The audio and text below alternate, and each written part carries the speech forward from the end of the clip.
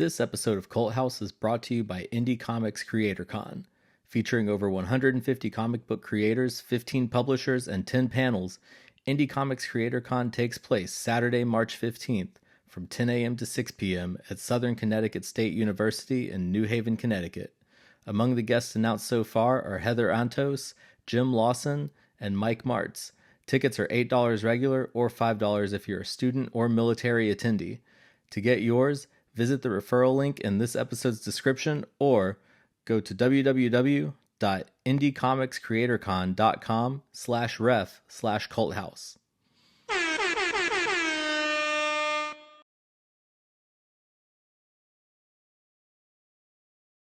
The sky's not blue.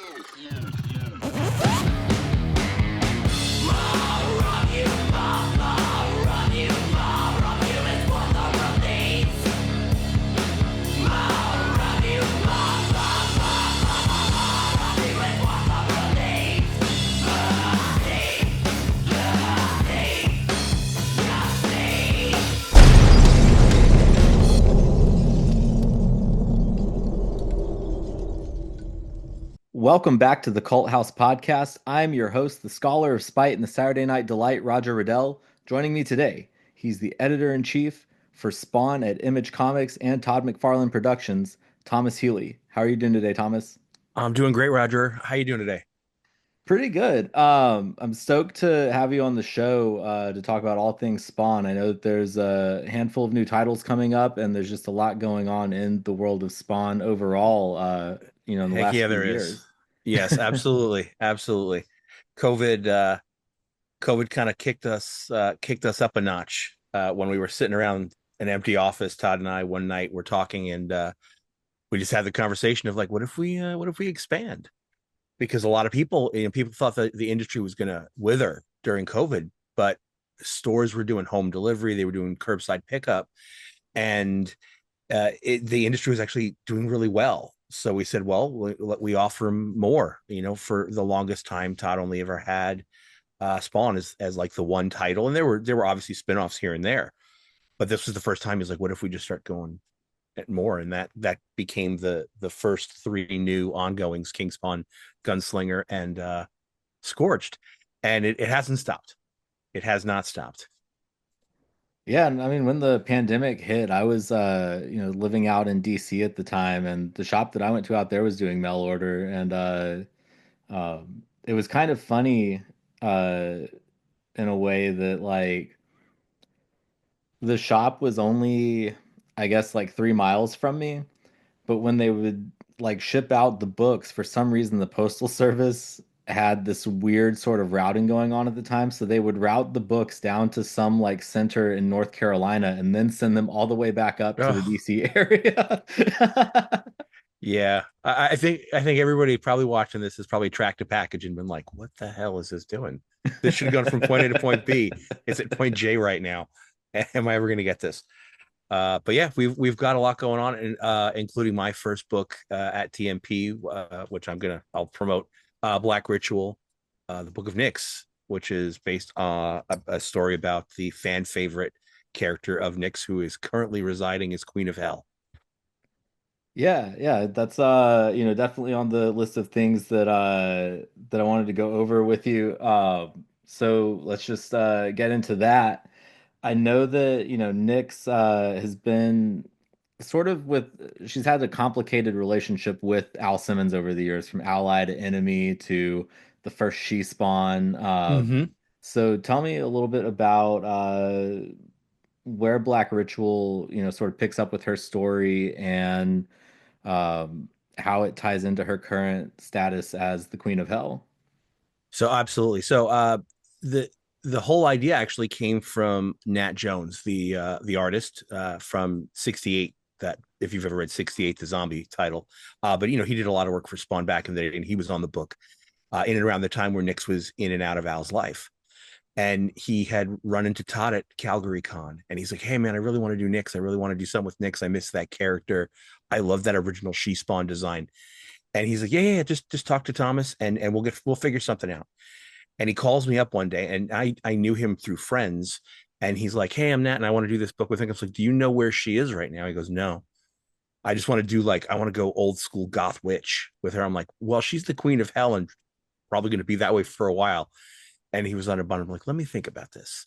And I took about a week and I came up with an idea, just the start of something. And I went back and I pitched it to Nat, and he was like, I love it. This is exactly what I want to do. So then I set up my meeting and pitched that to Todd with Nat as the artist, and he liked it a lot. So we went there. So this book, for those that are familiar with her character, her last appearance prior to her showing back up in the lead up to Spawn 300 was in Spawn 184. And that's the end of she fights Mammon, and she wins, and she gets her magic back. And then at the end of that issue, Al's like, take Wanda and Cyan and get out of here. I have to do something. And fans of Spawn, and I don't think I'm going to spoil this because it's like a 20-year-old storyline, he kills himself right after. And that's when we ended up having the Jim Downing error for a very long time, because Al Simmons kills himself. But she hadn't shown up again. And then when Todd was hitting that 300 world record mark, they were bringing back a lot of old characters just to kind of check in. So she showed back up in again and immediately was shot in the head and killed by Cagliostro. And they didn't explain a lot. They didn't explain what she was doing, where she was. It was just she showed back up and was like, hey, I know there's this big conspiracy thing. And then Jessica Priest shows up, and nobody understood how they had a relationship. How did she know Jessica Priest? And none of that was ever really answered. She's since been resurrected. So the pitch that I gave to Nat was, I want to pick this up literally at the end of 184 and say, in the time period between 184 and 300, this is all the stuff she's been doing that led to her being involved in 300 and coming back and becoming a scion of Greenworld and eventually the Queen of Hell. So you're going to find out what she was doing and why she was still part of the Spawn universe, but not directly interacting with a lot of the people in it, because she had a purpose and she had a mission of her own. That's one of the things that I love when there's I guess sort of a property that's as big as Spawn is, with such a rich history of characters, is that you can take a character that's a fan favorite like Nyx, and you can go back and explore this sort of uncharted region of their history. And Mm-hmm. there's just always so much rich territory to look into once you've built out a world around a character like that. Yeah. And I mean, I'm lucky in that I have the opportunity to basically, within a few seconds, have any issue from any miniseries that we've ever published in my hands, whether it be physical copies that I have in my office or a digital copy. So I've read through everything, in some cases multiple times.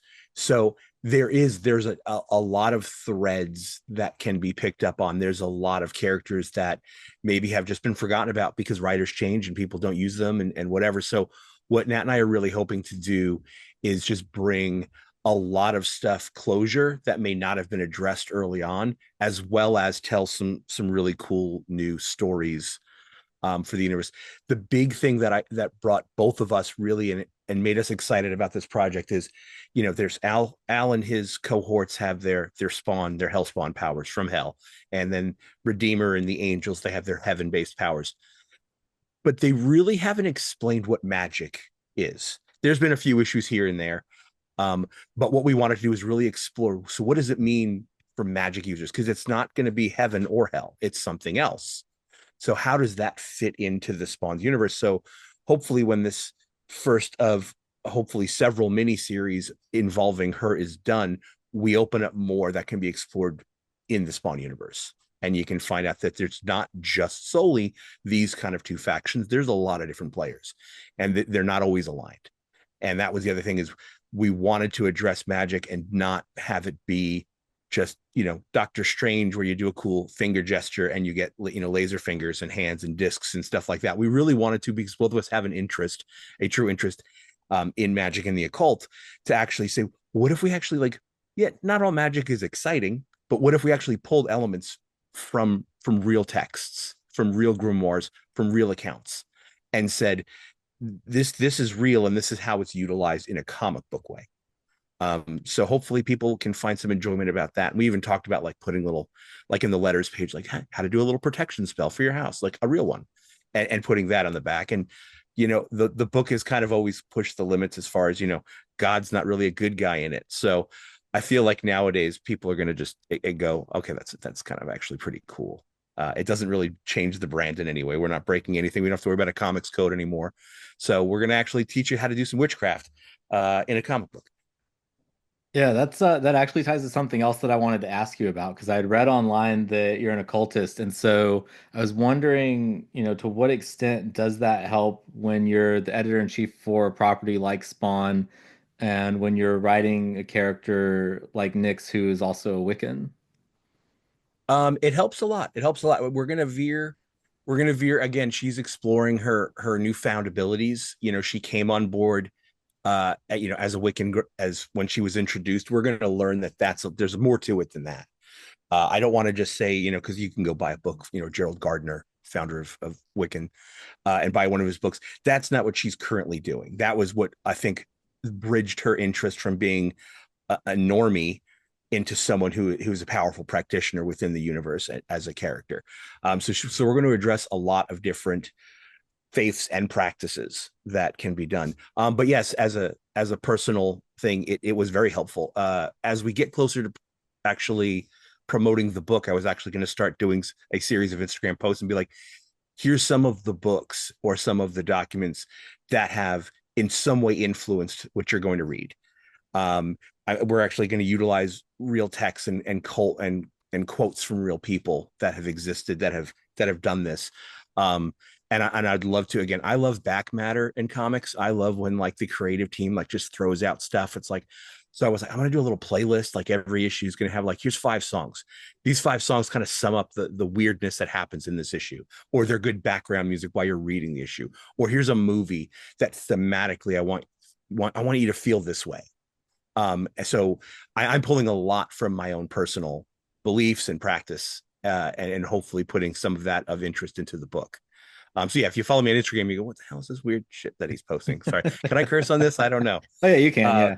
Okay, yeah, and I get that a lot. And there's always the thing like when you become, I'm not famous in any way, shape, or form, but when you become somewhat of a public persona or a representative of, say, something like Todd McFarlane Productions, what I what you should or shouldn't post on your social media. So I don't overly get political or anything, but yeah, I'll post stuff like that. I'll post something about like, oh, I got this really cool thing, and oh, look, it's like a deer rib, and it's got runes carved in it, and it's the symbol of Babylon, and all this stuff. And I'll post stuff like that. And for the most part, most of the Spawn fans are like, that's like freaking cool. Like, what is that? How do you do that? What are you doing? And I've had some really interesting conversations with them because of it. So Yeah. Yeah, I've always been on that sort of end of things into like a lot of the I guess sort of history around like Aleister Crowley and to some he's a starting extent, point for many, yeah. including the gentleman behind you on the wall, Rasputin. Yeah. Famed wizard of the Russian aristocracy. So Yeah, I I don't know know if you like get a chance those are to two of my read. favorite historical figures. Yeah, absolutely. For a lot of people, they are, and it is again like I think Crowley for a lot of people that was a gateway drug that got people into thinking about stuff, and then once they learned, then you can kind of splinter off into other people, other authors, other streams of thought and currents of thought. But yeah, but those two are definitely, I think, tied at the hip for a lot of like angsty teenage college age people like myself was back in the day. Yeah, yeah, I know when I back in the 90s, I think my entry points were Crowley and then LaVey. So Mm-hmm. that's Oh yeah, it's always just like everyone back then was they'd either cite one of those two guys. 100%. So, Yeah. but hopefully we can bring a little bit, like I said, a little bit of authenticity into the book. And again, we had to have the conversation together. It is a comic book. Watching ceremonial magicians do an hour long ritual is boring. It is very boring. So that's not going to make it into the book. So we still have to make it fun and exciting, just like a movie would be. But hopefully, somebody, if they have an interest, or even if they've read themselves, they might be able to pick up a piece and be like, oh, that's kind of real. Like what she did there, that's a real thing. Like I've done that, or so and so has done that. So I'm excited. I'm excited to kind of introduce that part into the Spawn universe. Yeah. Yeah, and you mentioned back matter in comics, and that's actually one of my favorite things about collected editions as well. Whenever you get like a hardcover that's got like the character designs in the back or pieces of scripts. And I think one of the things that I always that's always been kind of my favorite example of that is like there's one of the early like Uncanny X-Men omnibuses has a design sheet for Nightcrawler in the back, and there's a note on there that's like, make sure that you don't draw his tail coming down from between his legs, or John Romita is going to lose his shit, like something along those lines. Oh yeah. Oh yeah. I agree with you. That's the kind of stuff I love. Or even like unused covers or unused character designs or see like revisions on how a character um when we get to the first like super deluxe trade for Rat City, we'll have a lot of that because when we were designing the deviant character with the artist Jay Carlos and then the writer Erica Schultz, there were a lot of revisions going back and forth. We all have the same feel. We all like shows like Altered Carbon. We wanted that real good cyberpunk, excuse me, that really good cyberpunk feel to it. So there's a lot. So we're gonna have, you can see like, oh yeah, different kind of arms and or different kind of legs, there's different helmet designs. So I do like that, and I like when the creative team talks about like what was your process. That to me, as a writer, I know a lot of people always they want to see the artist, they want to see the behind the scenes sketches and the roughs and stuff like that. I was always interested in like when the writer's like, I carry a notebook and I have this type of pen and it's always this type of pen and I like this type of notebook, or I type everything on my laptop. I liked hearing how the different creators build their worlds. I remember reading a story years ago. Matt Fraction is one of my favorite comic book writers. I think Casanova is an absolutely brilliant book. And they talked about he just has like a big blank wall in his office and he has post-it notes and he puts scenes or bits of dialogue or just like just phrases about something that he wants to happen in the book on post-its, and he puts them up on the wall and he just slowly takes the next couple of weeks and puts them in the right order that tells the story he wants to tell. And then once he's got that, then he can actually start scripting and writing it out. But it's all those little snippets of like, I have a character that I want her to say this. I don't know why she'd say that. I don't know what scene that's going to be in, but I think that's a badass line. And I've done that too. I'll just pull out my phone and say, that's a good line. I don't know when I'm going to use that, but I've got a whole folder of stuff like that. Like, that's a really good line. And so I like that learning that process and learning what they do to come up and create these stories. So when we started doing that, I talked to Ned. I'm like, hey, will you split a page with me? Like, we'll just do like a single page. You get the top half, I'll get the bottom half, and we'll put our processes and we'll talk about stuff. And he's like, yeah, absolutely, man, that's cool. Because I never get to do that in books. I'm like, yeah, a lot of books don't do that anymore. Letters pages are few and far between now, even. Yeah. So I enjoy it. I feel like that's a little bit of like kind of the behind the scenes little Wizard of Oz stuff for the reader. Don't look Yeah. behind the curtain. Yeah, because like no two creative teams do things the same either. Like you've got some people who prefer like full script. There's some people who prefer, like the Marvel method. There's just no one correct way to make a good comic. Not at all. And I know I've told this story before in public, so I don't think Todd's going to get mad if I tell it now on a podcast. Um, Todd is a big fan, as Stan Lee was a mentor to him for much of his career. So he is a fan of the Marvel method, which is plot, which is loose plot, and the artist gets to solve the plot onto the paper and then use script afterwards. So that is how Todd writes all his books. But Todd is now, he leans so far into the loose plot where there was an issue of when Brett Booth had just started Gunslinger. So this is pre him on Spawn. This is back when Gunslinger launched. And I'm like, hey, Brett needs like pages. He's finished and he needs the next issue started. And Todd comes into my office and he calls Brett and he puts it on speakerphone. And if you're gonna hear this story, if you go back and you're gonna find the issue, it's very obvious what issue this is for Gunslinger Spawn. And he goes, Brett, what do you want to draw this month? And Brett's like, I want to draw like, can I do like a werewolf? But he's like a werewolf with like Frankenstein parts and stitches and different color fur and everything. Todd's like, cool. So give me like 2 pages of Gunslinger walking through the woods at night. And then he gets attacked, big splash page of the werewolf jumping down. They fight. Give me like 4, maybe 5 pages of fighting. And then maybe rips Gunslinger's arm off. And then have Gunslinger escape into the woods for like a page. And Brett's like, got it. Hangs up. Todd's like, there you go. It's 9 pages of plot. That's literally how quick it was. That's how, but those two are so in sync. Those two are very simpatico with what they draw.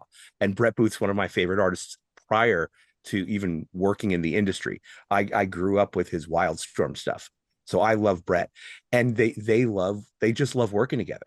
And that's how good they are. Like that's all Todd had to say. It was a 5 minute phone conversation. And then when he gets off, Todd's like, "Hey, do you remember what I just said? Type that up and put that in the file. So when I need to give him more, I remember where we left off." So I have to type that up. But that's how simple it is. Jimmy Palmiotti, well-known writer, and Patrick Reynolds on Deadly Tales of the Gunslinger Spawn, very different. Both of them, Patrick and Jimmy, prefer to work with full script.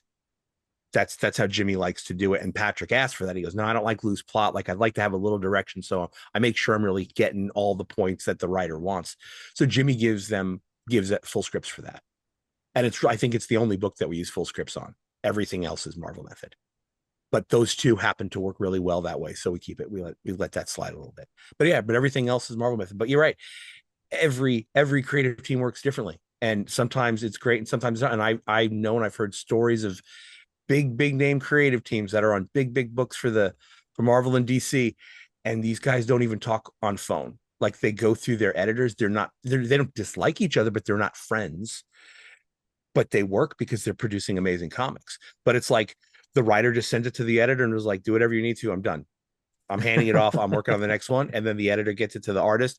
And if there's any like, what does this mean? Or what is that? It's just the editor dealing with it. And the writer and the artist, they don't even talk to each other.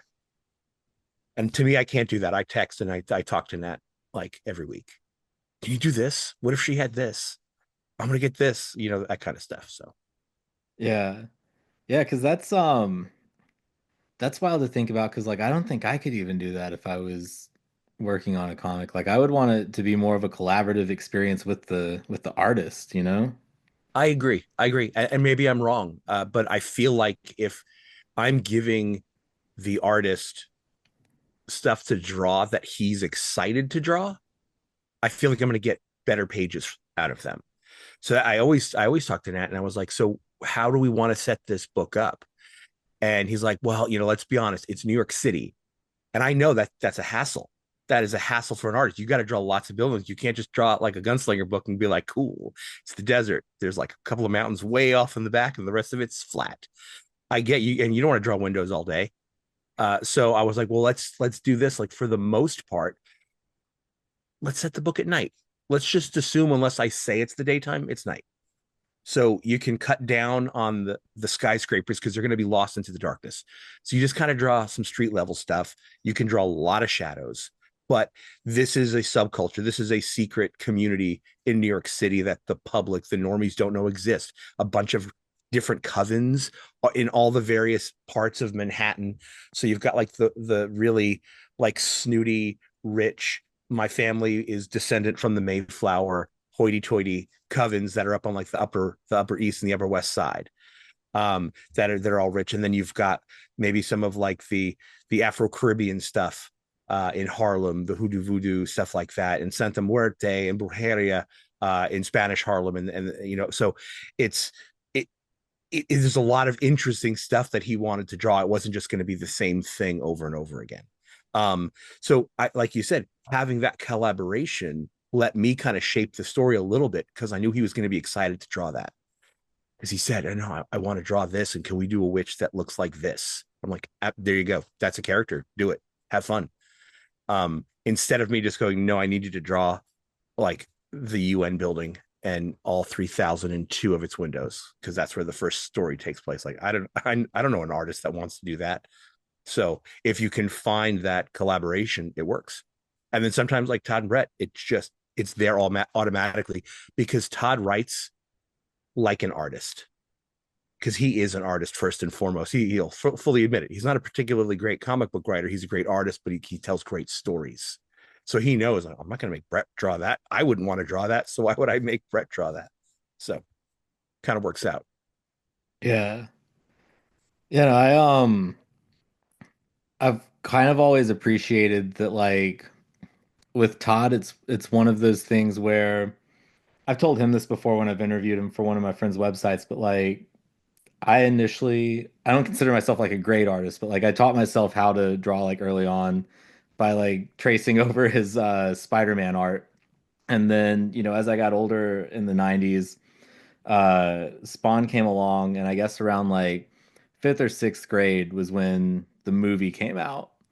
And around that time, my dad was also dating a woman whose oldest son was a big Spawn fan, and he had like this just collection of all of the Spawn figures that were out at the time. And one of the things that always drew me into the character and with Todd's art overall and like everything he's ever worked on is just um the character designs for everything. None of them look like they're just kind of like half thought out. Like you can tell that Mhm. everything's just got like a ton of detail and thought put into it, and everything is just very,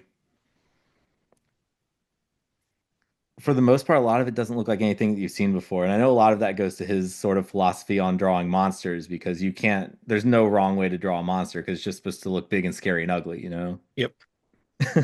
Yeah, no, you're absolutely right. I think he also coming off of Spider-Man, I think he said again, I think he's mentioned in an interview, he didn't want any characters. He didn't want to create characters for the Spawn universe that looked like dudes in spandex.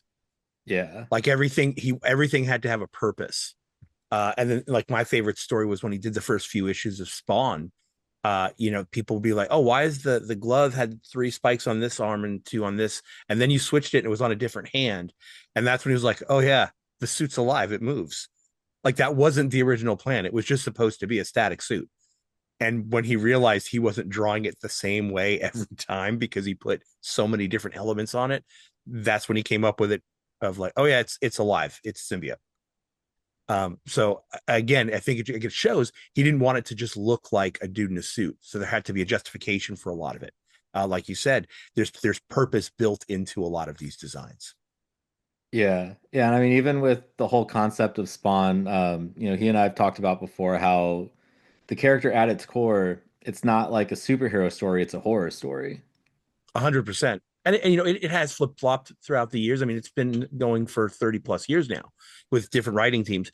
Right now, we're definitely trying to lean into it. When you've had artists on the book like Jason Sean Alexander for such a long time. And then Javi Fernandez, who was the first artist on King Spawn, two of my favorite artists. And you kind of got that feel where like Javi would draw Spawn and he made that face almost look like a skull. Still had all the right markings, but the face looked like a skull. And if you go back to some of his pages, they were just moments where he would draw Spawn's arms a little bit too long for them to be human and his jaw would open up a little bit too much. So it didn't look like, oh, Spawn's changing into a monster. It was just unsettling. He's Yeah. just too skinny. He doesn't always have to be this 6'6", 350-pound linebacker. When he's skinny and his arms are long and the fingers have one too many joints, like that's just creepy then. And I think that's kind of the aesthetic that we're kind of leaning into now is Spawn should never be considered a superhero. We don't need to see his abs on a rooftop pose like a Superman pose. Spawn should be a shadow or a figure in the darkness. Like it should never see all of him. We don't need to see all of his musculature. You just need to see the face or the arms or the eyes reaching out, and just make him creepy. And that's the vibe I really like in the book. So we balance it. We've got two Spawn centric titles. So you've balanced it a little bit to have more of the high adventure action version in regular Spawn and maybe a little bit more of a darker version in King Spawn. But Yeah. overall, the vibe is I agree with you. Like Spawn should be scary. Spawn should be creepy. It shouldn't be like if he shows up, you go, "Oh no, the hero is coming. I'm going to get arrested." No, you should think that thing you don't know what it is and it's going to bite your head off. That's what you should assume when you see him. Yeah, yeah, because I mean, to this day, that's one of the things that I think the HBO animated series really understood as well, because that he's more of like a horror character in that story Yeah. too, Oh, especially 100%. compared to the movie. Yeah, yeah. And I think that's a little bit why Todd wants to do the next movie, right? Is and don't get me wrong, I enjoyed the movie. I feel like John Leguizamo stole that movie and ran with it. And if Oh they yeah. recast him as clown, I would be super happy about that. I absolutely love his performance in that movie. Um, But again, it was and I'm not talking about just the effects, but it was a dude in a rubber suit. And again, not that the effects were bad. It was just, but that's how he was portrayed. Uh, and he wasn't portrayed as the monster that I think Todd Todd and the studios want in the new movie. Yeah. When it comes to a title that has as much history as Spawn, I mean, it's the longest running independent comic in history. Um, when you've got that much history behind it, how do you go about making sure that, every, few years or however long that you build in easy jumping on points for new fans? Like I know in the build Mm-hmm. up to 300, there were a few issues that recap the story so far. But what's the process like for making sure that you make it easy for new people who, if they see Spawn in like Mortal Kombat 11 and they want to know more, they have an easy place to jump on? I have a couple of different theories or lines for that. One of them is because I was a retailer for many years prior to working here. And the other one is being the editor in chief and having to deal with that. So as the editor in chief, go exactly what you said. We just build in some points. Spawn 351 would be the post 300. That I always say, if you're going to jump on, the best thing to do would be pick up issues 296, 297. They give you this great recap of like all of the history of Spawn, like page by page, and it's real quick, it's real simple, but it's a great recap. And then you go from there all the way through 300 up into present, and then you're good to go. If you don't want to go back that far, 351's a great one because that was when they finished the war in hell. They come back and everybody's powerless, and we did about a year of everybody struggling with no powers and just dealing with blood and the vampires and such like that. So that's the next building on point. But that's what we have to do. We think about it, we talk about it.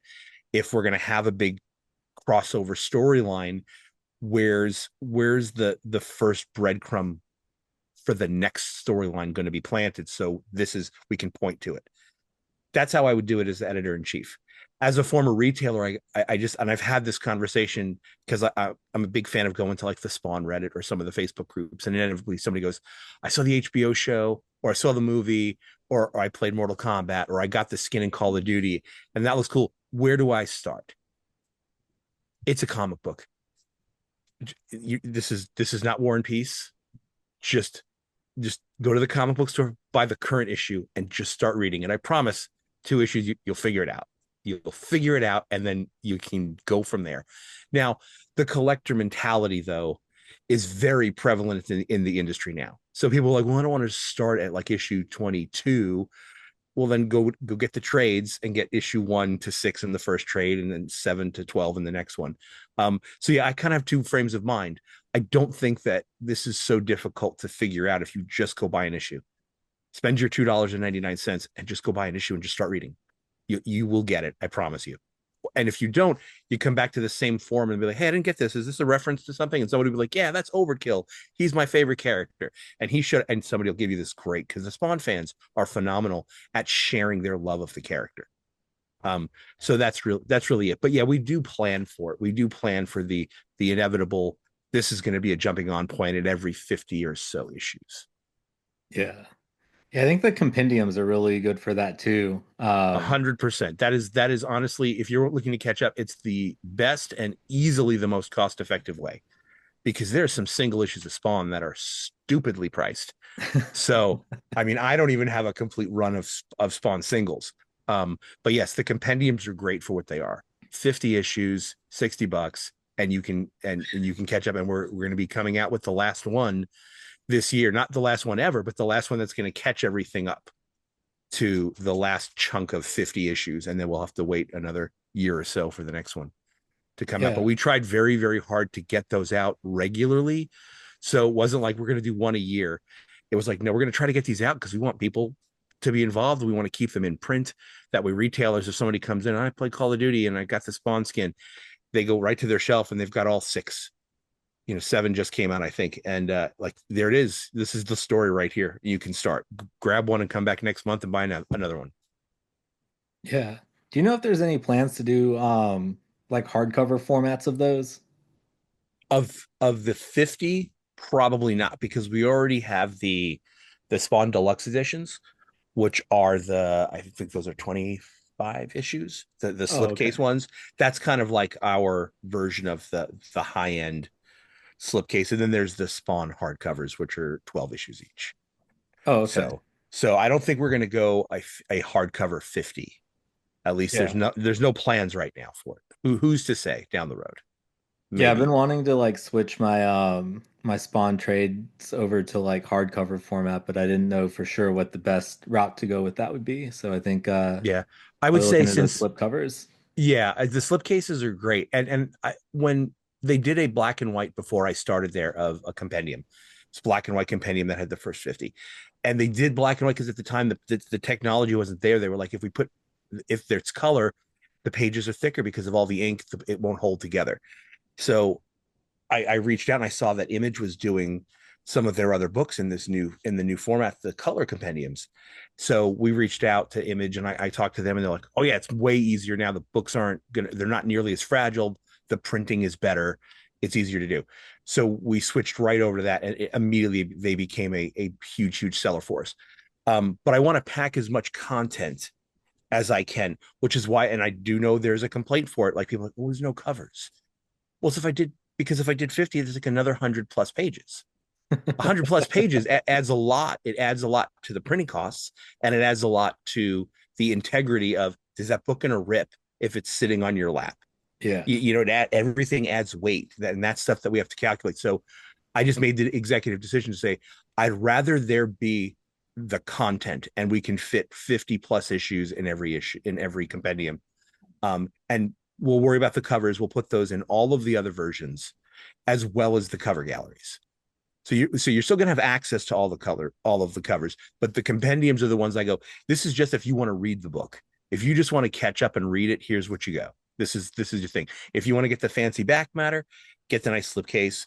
There's always stuff in there. Todd usually writes a little thing in there about what was going on in the universe at that point in time. There's character sketches. There's usually all kinds of fun stuff.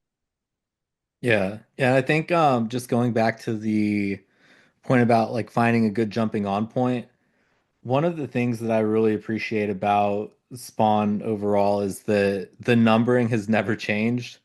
Because I think for example, if I've got a friend who wants to get into like the X-Men or Spider-Man or something like that, where it's rebooted the numbering a bunch of times without rebooting the story, it's hard to like for a new reader to figure out which number one is the number one to start at.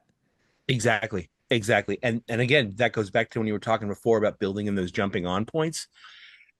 I have gotten into it with fans, not or potential fans at a comic book shop, and they're like, "Well, I don't want to read Spawn unless I can start at issue one," and that's great. I want you to read them all. Um, that's super awesome. Buy the compendiums. That's your best way to do it. But I have never heard anybody be like, "Well, I'm not going to read Batman unless I can start on issue one." Or I'm not going to read Fantastic Four unless I can say, well, they have 1,000 issues of Fantastic Four or something. Nobody says that, but for Spawn, they say it all the time. I won't know the story, but no, we're never ever gonna renumber Spawn because every single issue, every month we put it out increases that record. That record's never going to be broken. Yeah. That world record is never ever going to be broken by a creator owned comic book. It just nobody has. I don't think anybody has the mindset that Todd had of like, I mean, look at some of the Image guys. They're not all there anymore. Some of them went back, and run DC Comics right now. And we know Jim's an incredible artist, an incredible creator, and he's doing great things at DC.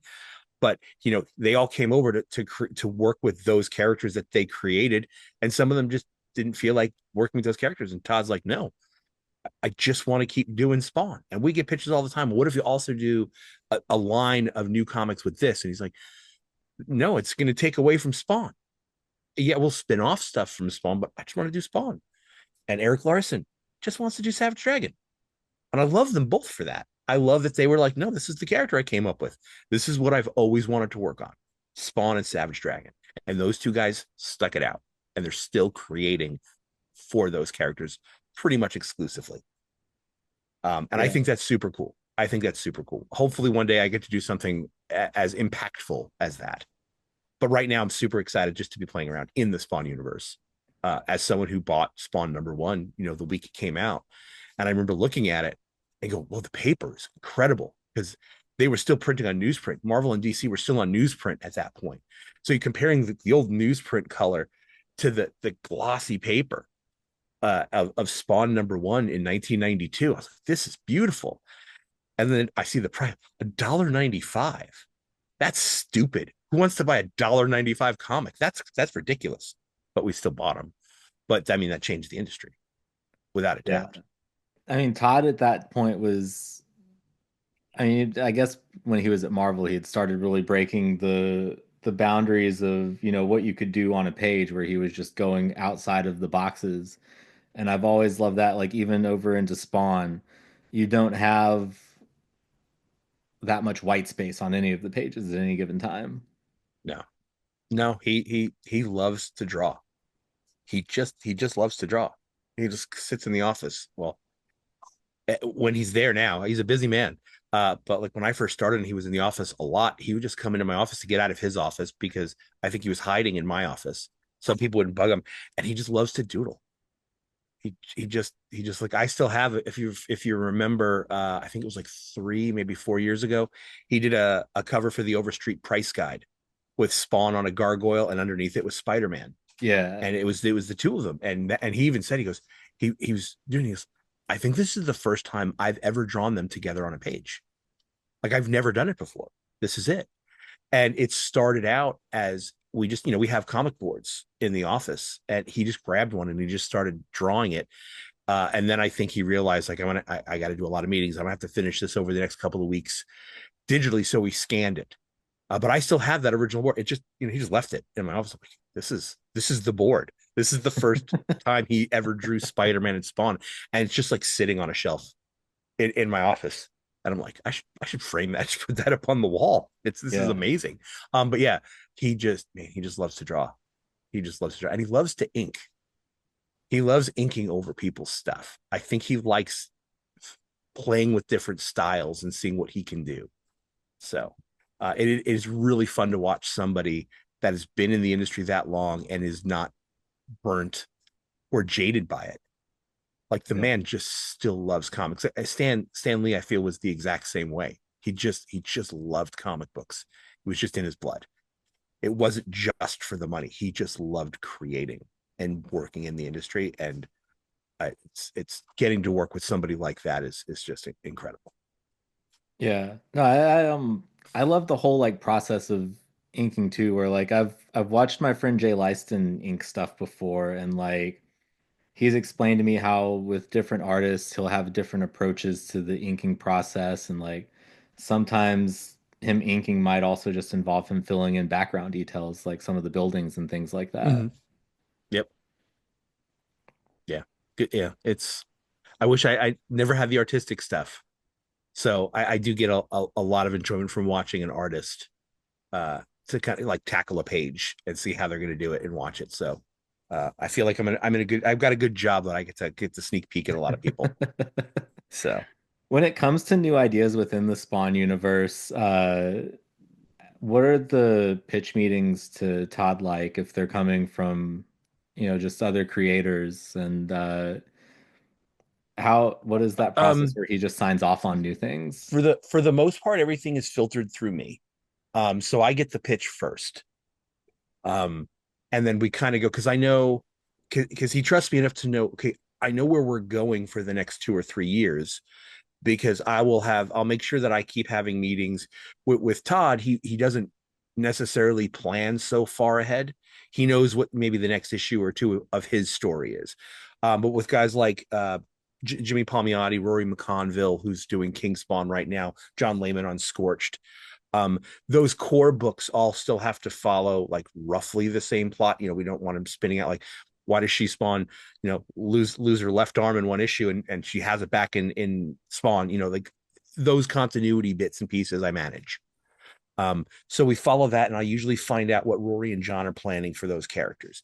Luckily, since Rory's doing a Spawn book and John's doing a lot of the periphery characters in the Scorch team, they can both are pretty free to do whatever they want. as long as they don't kill off any major characters that one of the other plans on using.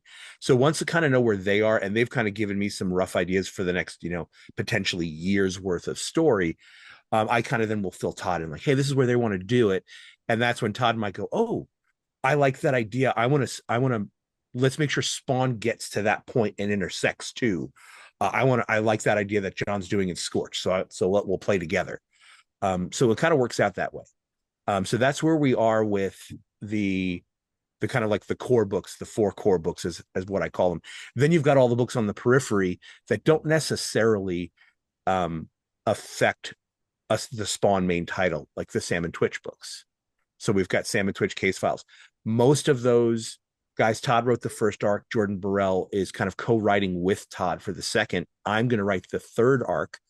And then for those, they don't really need to worry about it. The only real kind of direction that Todd is looking at for Sam and Twitch is they were always like sidekicks of Al early on. They just showed up in the alley all the time, pointing their guns at Al. We really wanted to focus on them and their casework as New York City detectives. So yes, Spawn's alive and well in their universe, and they mention him, and he might even show up in one issue, but the cases are never involving him directly for the most part. So those are there. With Erica in Rat City, she pitched me after we spoke at New York Comic Con, and she pitched me this idea. What the driving forces behind Peter, the main character, the deviant, what the world looks like in this kind of take for it, which is again 100 plus years into the future, and where the character is. And I kind of just let her go. I have a lot of faith and I have a lot of trust in where she's going with her story. So she'll give me a heads up and like, hey, I was going to do this or I was going to do that. And it's sometimes it's literally that quick. It's a quick little email like, that sounds good. John Lehman and I like to get in the call and chit chat, and we'll talk. And he lives close to the office. Sometimes he'll come in and we'll just shoot the shit in my office for a couple of hours. And he'll be like, this is what I was thinking about doing. Because he's playing with a lot of characters. He's not just has to deal with the story. He's got to deal with what is Jessica's motivations for the next couple of arcs. What is Redeemer? When are we going to reveal who's underneath the helmet? We haven't done that yet. It's coming in the next 2 issues, by the way. You're going to start finally getting some of those pieces, like what's Haunt doing, that kind of stuff. So we talk a little bit more about the actual character dynamics and where they might go, or does he want to use somebody else? Does he want to sideline somebody, bring a new character in? So that's the kind of discussion we have there. When we get just fresh new pitches, everything kind of just comes through me first. And then I like to get on a call because sometimes just reading it, I don't necessarily get the passion behind it. I don't get the hook. So it's like, tell me, like, why are you excited about this story that you feel I should put this in front of Todd? And I'm not trying to play gatekeeper in any way. Almost everything still gets to him, but now I have an opinion about it. And then from there, we kind of just determine what works and what doesn't, and what fits where we're going into there. So I get a lot of pitches for the characters that currently exist. I have a lot of people that have sent pitches recently. They have gunslinger stories. They want to sell gunslinger stories in the Old West. And I'm like, I got to go, look, we have all of the faith of the universe in Jimmy Palmiotti and his ability to write a good Western, because there's nobody else on the planet that I think could have gotten a Jonah Hex book 100 plus issues. It's Jonah Hex. It's a great character, but Jonah Hex goes 12, 13 issues before it's canceled. And Jimmy wrote a book that people cared about, and a Western book in the DC universe. So if anybody was going to write a Western book for us, I'm glad it's Jimmy, because this is the genre that I think is just perfect for him and his sensibilities. So we've given him basically the origin of the gunslinger Spawn that he is telling in Deadly Tales. And he is the one that is going to be laying it all out. Are you familiar with the character? So Gunslinger showed up in 174 and 175, and it was Jeremiah Winston, ex-preacher's family's murdered. And then when he showed up in the present day, it wasn't Jeremiah Winston. And everybody went, oh, you guys retconned it. We didn't. This has been planned for years. When we introduced that character again, this was all laid out. I came up with an idea, talked to Todd about it. He liked it. He built on it even more. It's all planned, and it's all going to be explained in Deadly Tales. Who the gunslinger truly is, where he comes from, what he does, why he does it. So I can't take a lot of the new gunslinger pitches, as good as they might be. I've got like 100 issues planned already from Jimmy on where this story is going to go. So we can't just shoehorn in and here's another mini series for a character that takes place at the exact same time as this story, but it's not related to this story. So there's stuff like that we've got to turn down. And the other big thing is, I think we've introduced enough other spawns that are not Al Simmons that I don't need another pitch for, and here's a samurai spawn, or here's a Roman centurion spawn, or here's a insert whatever adjective you want spawn. We've got enough presently. What we are looking for is just innovative stories. We did that one book with Mike Del Mundo, Unwanted Violence. It was a 2-issue mini, took place in the main continuity, but Mike Del Mundo did the interior art and was all about Al ends up at a Black Lives Matter protest on opposition to the police. And that was just a story that Todd had this inkling of an idea for. And then when Mike came on board, it just was such a perfect fit for it that was just a sponsor we had to do, and we had to keep it, and we were going to use it as a fill-in. And when we started getting pages, we're like, nope, this is its own thing. This is its own beautiful 2-issue oversized book, and we put it out that way. So that's the kind of stuff we're looking at, something that's just truly interesting and innovative at this point, not just a here's your take on a luchador spawn. Yeah. Because I could tell you right now, I got like 4 emails since I've started here about somebody having an idea for luchador spawn. And do I want to see that on page? Absolutely. But it's just not something that we're going to probably go forward with.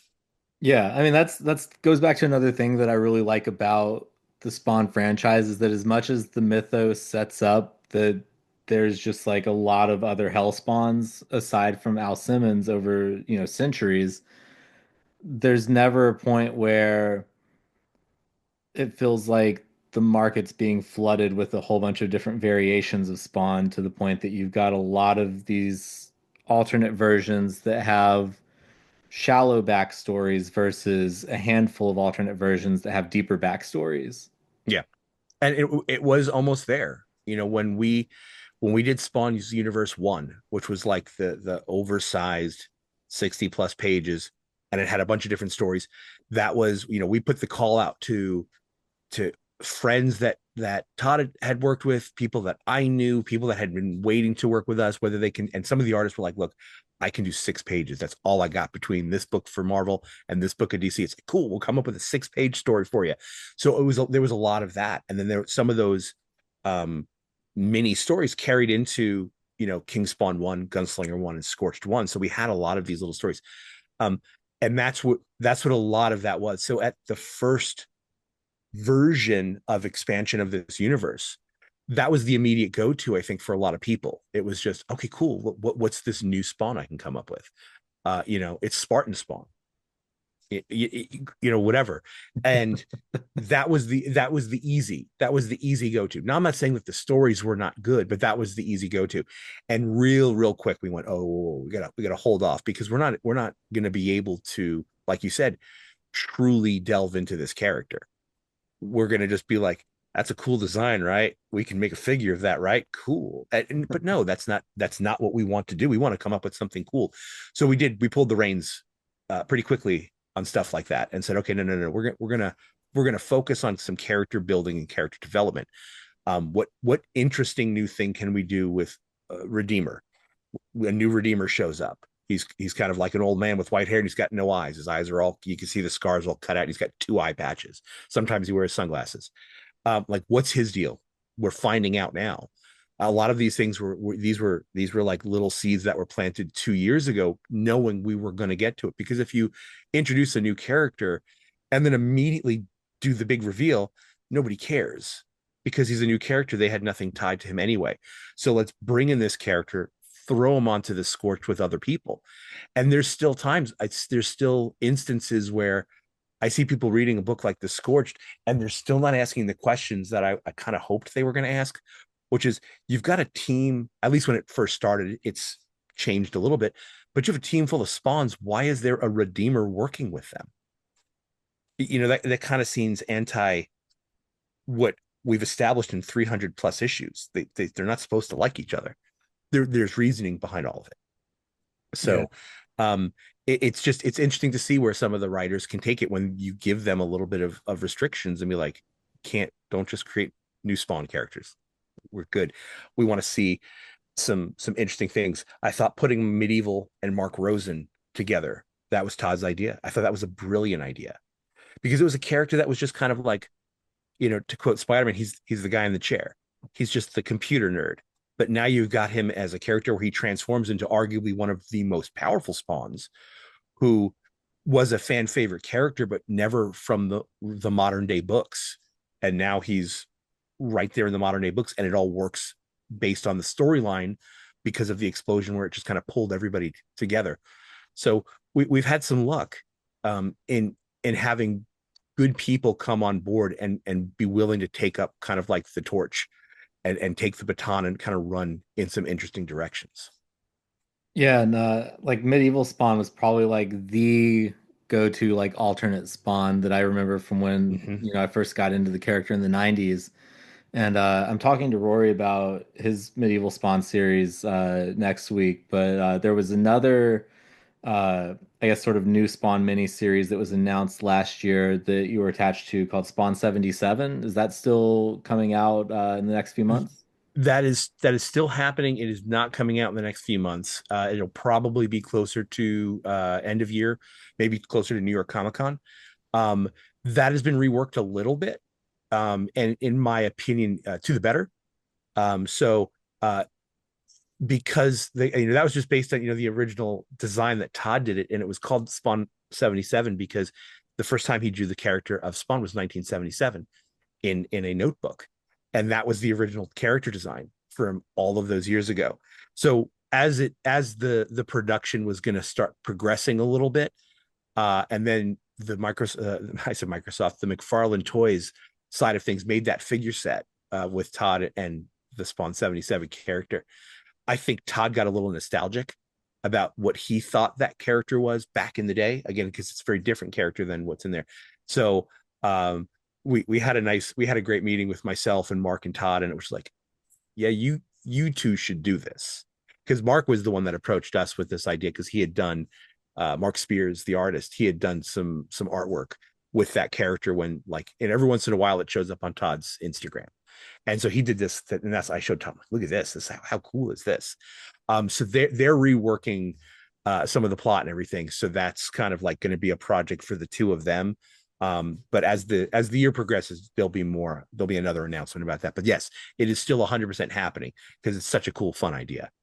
But we'll see a little bit more involved. It's going to be basically be Mark and Todd kind of co-writing and plotting that out together. With Mark's amazing art on the interiors. Yeah. Yeah, no, I'm stoked for that because I love the concept of that and just going back to revisit Todd's original sketch of Spawn and having that just become its own sort of iteration of the character within the universe. Yeah, yeah, it's a fun thing. It's a super fun idea. So Yeah. You mentioned the Overstreet cover that Todd drew Spawn and Spider-Man together on for the first time. I know that I guess maybe a year or two ago now there was the Spawn Batman crossover. Has there ever been talk of a Spawn Spider-Man crossover? And like when you all do those crossovers with any of the other publishers that are out there, how does that process work? I mean, well, the process is really only two times that it's happened. Um, there's the original crossover, and I realized two different issues came out. There was the Image issue, and then there was the DC issue, but that was all happening at the same time. So DC put out theirs, and Image put out theirs, which was the Frank Miller, Todd McFarlane one, and then I think Chuck Dixon, and I feel bad for forgetting the other creator on the DC version. Um, but so that was it. That was the first time, and then it did not happen for many, many, many, many, many years. And truthfully, it wasn't an incredibly interesting story of why it happened the next time. Truth be told, it was, Greg left Spawn and went over, and boy did him and Scott Snyder hit Batman out of the park. And they are an incredible team. But Todd and Greg are still really good friends, and I think Todd just wanted to work with Greg again, and he knew the opportunity wasn't him coming back to Spawn. So the opportunity was, okay, so what can I do with Greg one more time? Because they're just like two best friends.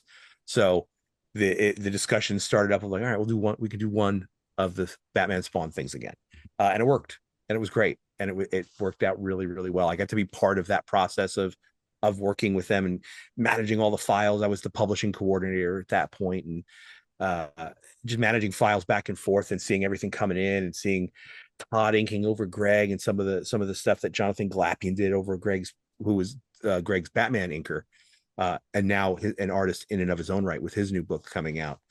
But yeah, that was a really great project to be a part of. So I mean, that was really it. I mean, even within Image, Spawn does not get to show up in a lot of other creators' books without a lot of discussions and finagling. He did a small stint in Philadelphia with Rodney Barnes, and that was primarily because Todd had a good, great relationship with Jason Shawn Alexander as the former Spawn artist, so he knew it wasn't going to get used incorrectly, as they say. But I don't know. I've never been part of a conversation. I'm sure that has happened on the higher levels of somebody from Marvel just calling Todd directly to be like, hey, can we do a Spider-Man Spawn? I mean, I can't think that has never happened. It has to Yeah. have happened. But no, there has not been any serious conversations about that as far as I'm aware. Yeah. Now that Greg's at Marvel, I'm just hearing the Dumb and Dumber Lloyd Christmas thing in the back of my head where he's like, "So you're saying there's a chance?" Like we mentioned earlier, I mean, let's be completely honest. When we mentioned earlier, Image was founded because those guys all left Marvel and DC, Marvel specifically, to start their own company because they want to do it. And while yes, Todd has done stuff with DC, he left Marvel, right after his Spider-Man stuff. So I don't know. I don't know that that's in his brain to even consider that. I think I've heard Todd say that his favorite superhero, if it was not Spawn, is Batman. Yeah. He loves Batman. So it makes more sense to me that he might want to tie in his character with his favorite superhero. Yeah, Um, because there are a but lot of aesthetic similarities there with the capes and a everything. 100%, 100%. So, but who knows? This is a crazy industry. There's a lot of weird crossovers. I never would have thought that I would have seen a Punisher Archie crossover, or a Godzilla Power Rangers crossover, or a Teenage Mutant Ninja Turtles with every property under the sun crossover. But you never know. You never know. Yeah, I think at this point it's safest to just say never in comics. Pretty much. Yeah. Yeah. 100%.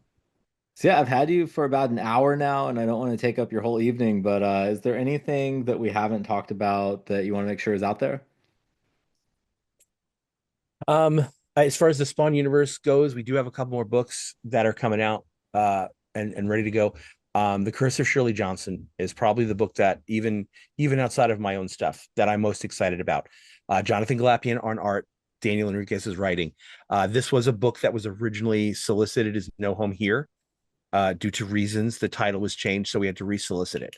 So the first issue is going to be coming out in May. So I believe the solicits for that should be dropping like within the next week or two, and it becomes orderable. I have seen the first like 3 issues already, and this book is insane. Jonathan Galapion's art is amazing. Daniel is one of the most knowledgeable Spawn people that I know. Like he remembers, oh, that was in issue 22. Al Simmons said this. Like, so he took this tiny little thread from issue 5, which is the infamous Billy Kincaid issue, and created an entire storyline about that with an entirely new part of our universe, entirely new set of characters. It's going to be absolutely insane. I'm really thinking that this is going to be our biggest book of the year. Everybody should be reading The Curse of Shirley Johnson, even if you're not a Spawn fan. This is a no Spawn knowledge needed. It is deeply set and rooted in the Spawn universe. But even if you didn't know who that character was, you could pick up issue 1 and still run with it and enjoy this book. It's going to be phenomenal. So that'd be my big shout out for that. Rory's Medieval Spawn series mini is great. I hope we continue to do more of those. It's a fun one because we've got all this medieval Spawn stuff of him in modern day, much like Gunslinger. I know a lot of people are like, no, we want him in medieval times. But then I'm going like, but I don't want him out of the Scorched yet. So we're not going to get rid of him yet. So here's a little bit of him fighting monsters and ogres and wizards and dragons and stuff like that.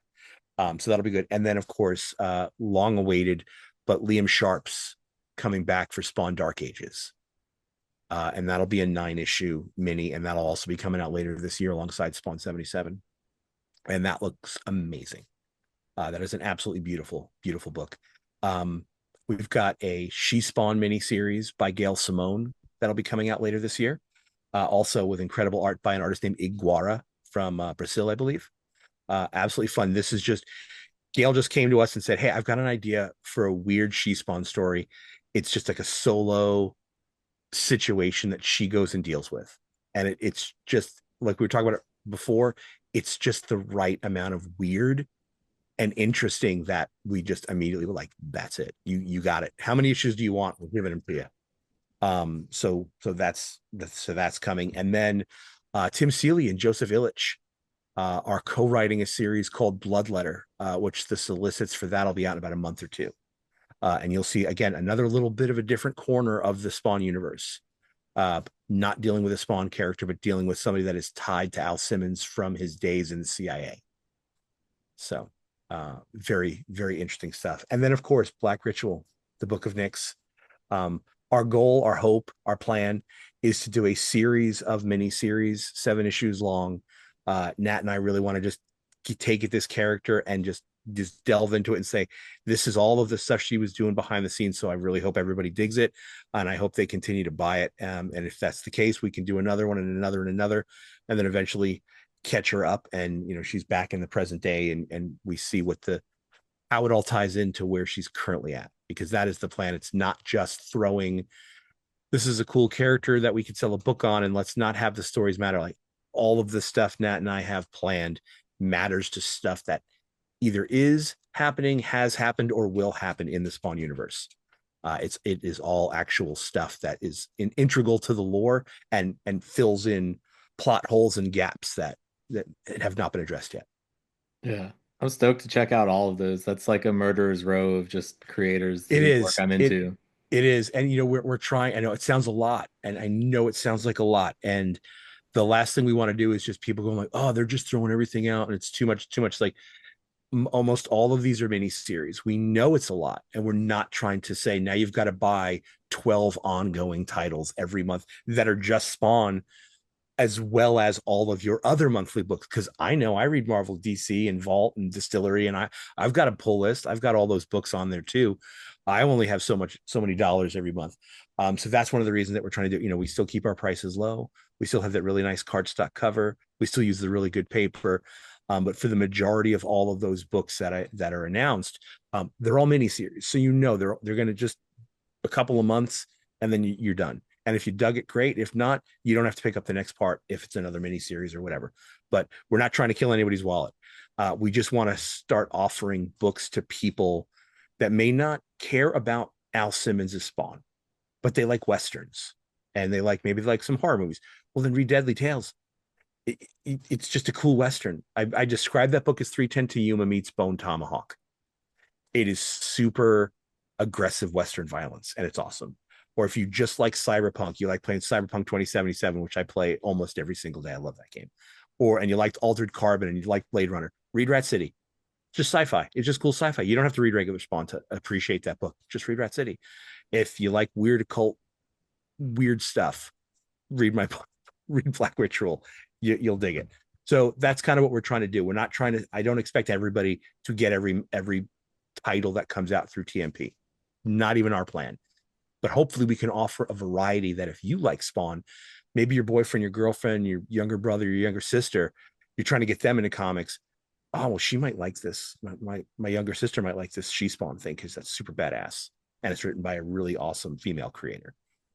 Check it out. And hopefully she gets into comics. That's what we're hoping for. Yeah. Now, one last question. I know this is still a few years away, but what happens in Spawn 400? Oh, as weird as it sounds, we have talked about stuff like that. We have. So we've literally had the conversation, and let's be honest, it's 30 years away. Todd and I have literally sat and had a conversation of what happens in Spawn 666. It has happened. So I can't tell you. I cannot tell you because we literally have had those conversations. So who knows if what we've actually talked about is going to come to fruition. But as long as Todd is still capable, he'll probably still be writing Spawn at that point. And he's going to want to make it big. He's going to want to beat his record on 300, and that sold a lot of copies. Yeah. So I'm sure 400 is going to be even bigger. Yeah. Well, thanks again for taking the time today, Thomas. Oh, not a problem. Thank you so much for having me on here. I really, really appreciate the call.